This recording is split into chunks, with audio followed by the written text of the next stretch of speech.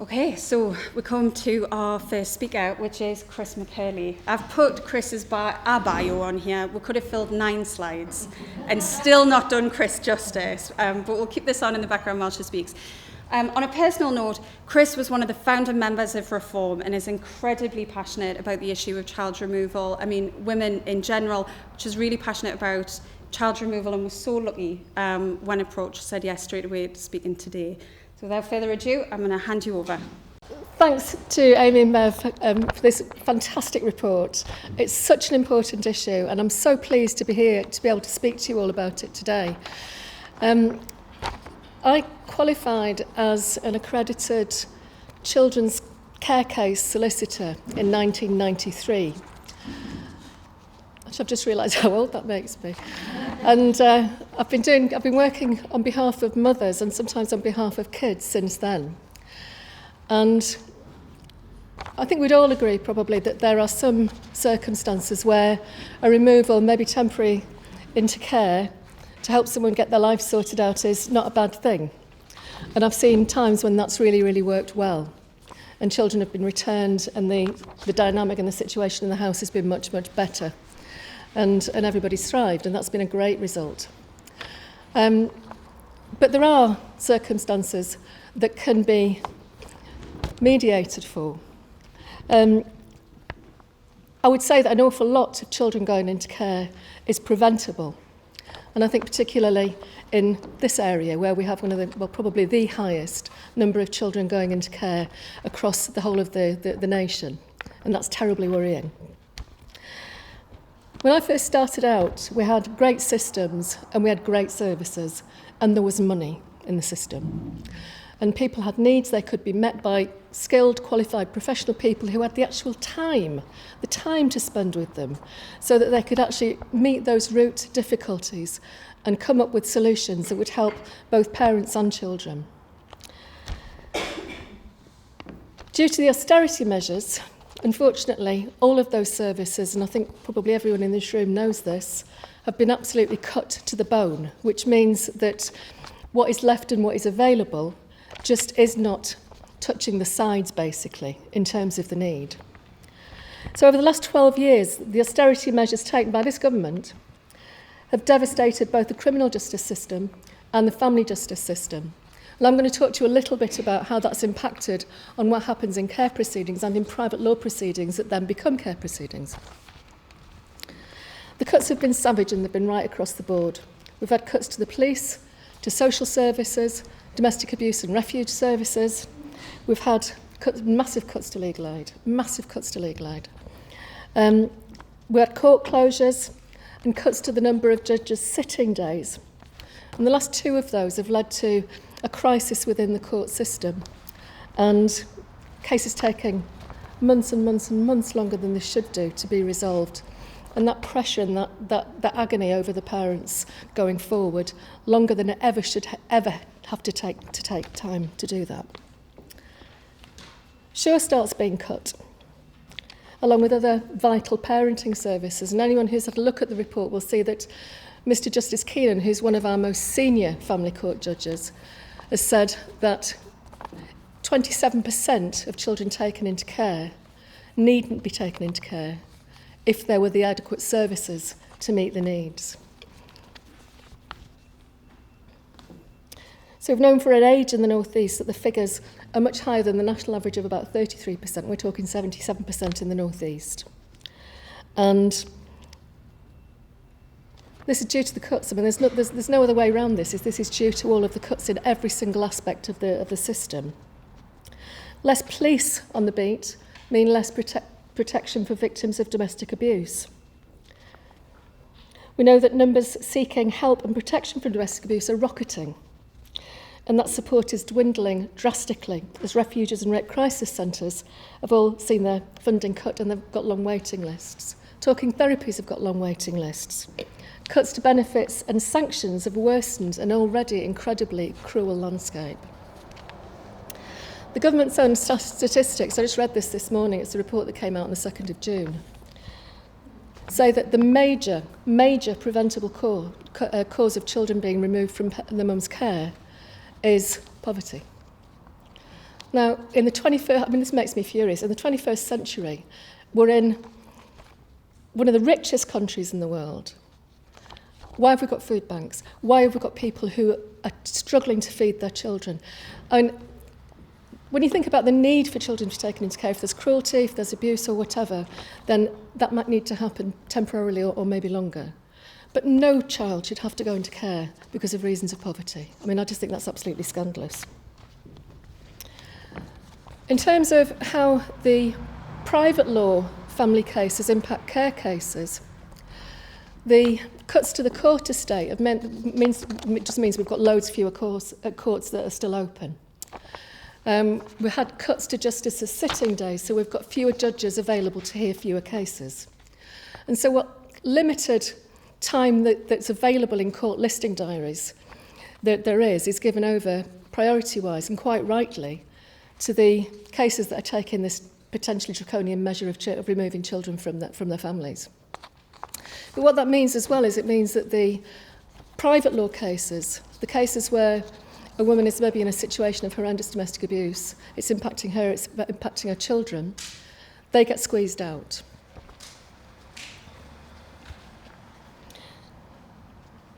Added to all of this is the worst cost of living crisis that we've seen in the UK since the end of World War II. We're seeing thousands of scared and desperate people trying to feed their kids. Mental health issues are on the rise along with demand for domestic abuse services at the very same time as the resources being put into those services is dwindling and the need is ever rising. We're seeing people self-medicating with drugs and alcohol to help them cope with an increasingly difficult situation. With less time in court for private law cases, cases have to be shorter. That means we have to limit the amount of evidence that we're able to give on behalf of the woman who's seeking to protect herself and her kids. Now, the knock-on impact of that and the most recent decision that's been made by the top echelons of the family court judges that we should be having less what we call fact-finding hearings, which should always happen in a case where domestic abuse has been raised. And the point of those hearings is to determine what contact the abusive parent should have, if any, with the children and what risk that there will be. Well, essentially we can't afford those anymore, so we've got to have less and less of those. The cases are subject to long delays while people are waiting for a hearing date. And then when they're heard, the time isn't afforded to deal with what we can all identify with are complex and nuanced issues that need to be dealt with very, very sensitively. We know from Women's Age reports, and many of you will have read the 27 homicides report and the 2016 sequel to that, which was 19 homicides, that when private family law cases are not dealt with appropriately, the consequences can be absolutely catastrophic. We know that when mums are left with kids in places where they're subjected to significant harm, many times after private law proceedings, that the same families can bounce back later down the line into the court as care cases, thus swelling the numbers even more. It feels like a vicious circle, and those of us who are spinning around in it are just so frustrated because everybody wants to do a good job. Everybody cares, and I'm not knocking anybody within the system. We've just been stripped back from everything we need to be able to do the job properly and as carefully and as sensitively as we need to do it. In 2019, 2020, I was involved in a campaign, a lobbying campaign with the Ministry of Justice. What we wanted them to do was to hold a public inquiry into what's going wrong in the family justice system, particularly with domestic abuse cases. And it took a hell of a long time, and we're banging our heads against a brick wall for an awful long time. But eventually, with a groundswell of support, particularly from people like Victoria Derbyshire, who was really, really great at promoting this as a need, and many of the interested Labour MPs, they caved and they said that we could have this inquiry. The inquiry report came out in June 2020, and I have to say it made very bleak and very difficult reading for everybody in any part of the system, because it was warts and all, and it was just, this is what it's like, and this is what people are struggling with. It's actually got a very long title, But if you wanted to have a look at that report, if you put in the harm report, June 2020, you'll get it. It'll just come up. It's what it's called locally by all of us. So the findings of the harm report were not a surprise to any of us working in the system, but they seem to come as a huge surprise to the Ministry of Justice and the government at large. I don't know why. The first and the most significant finding is that every part of the system is on its knees due to a lack of funding and resources and can't cope. And that's where we're at. That's where we're at. The court process, this is the second finding, the court process has no understanding of the need or an ability to use a trauma-based approach, which, if employed, would take into account the impact of trauma on how individuals remember something and how they're able to give their evidence. And that's really critical, because over the years I've seen many a judge say, well, I much preferred the evidence of the father in the case because he was able to give a very, very clear account. It was chronological, it was very simple to follow, whereas the mother was all over the place. Her evidence was really poor. And the reason for that is the impact of trauma on the brain. And we know that, so why are we not having a trauma-based approach in both public and private law cases?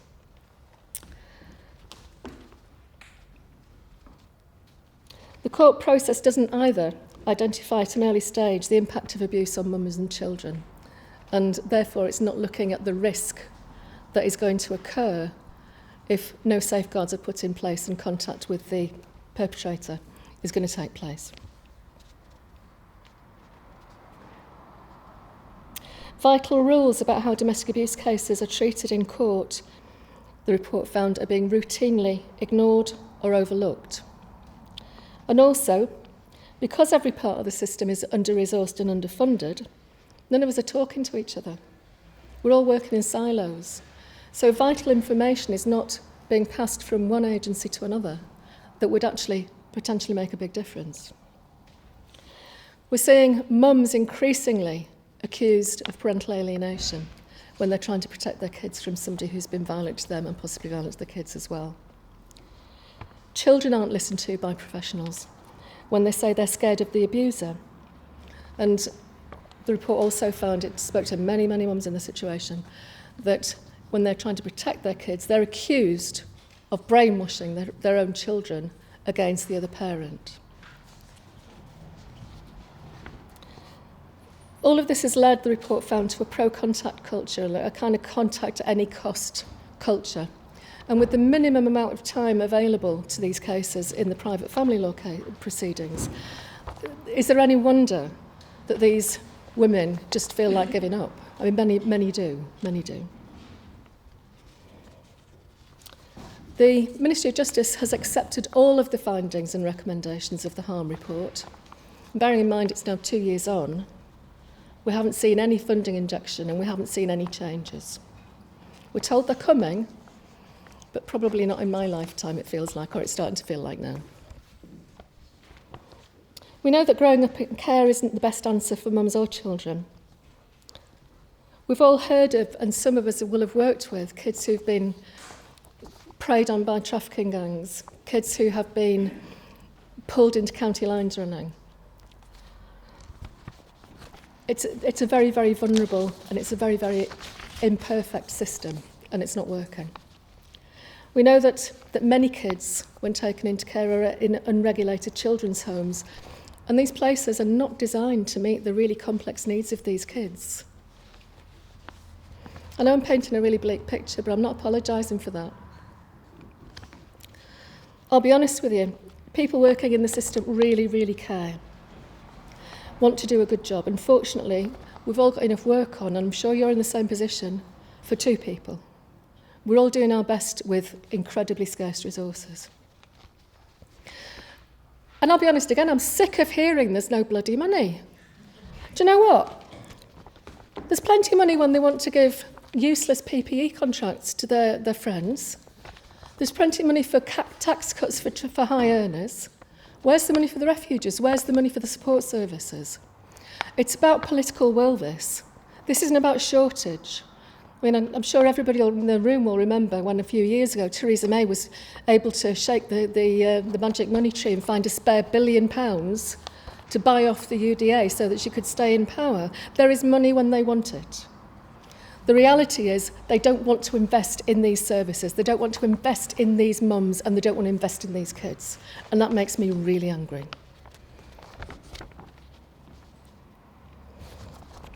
Being angry seems to be my job now. And I don't make any apologies for speaking passionately about this, because I want everyone to feel as angry, and I want everyone to feel as passionate, because if we have a groundswell, if everybody gets that angry, then something's got to happen, and I want a revolution. I want it now. It breaks my heart that mums who have lost their kids or had their kids taken away from them through things like poverty feel a stigma. They feel shame, and that really breaks my heart, because the shame doesn't lie with them. The shame lies with the very government that's put everybody, every single one of us, in the position that we're in now, of being unable to manage and unable to be resourced enough to do the job properly. These mums matter. These kids matter. Their stories are vital, and this is why this report is so brilliant, if we're going to understand what's wrong with this system and work out how to fix it and get the oomph behind the demand to fix it that we need. So, in conclusion then, I'm just going to ask you all to get angry and get active. Thank you.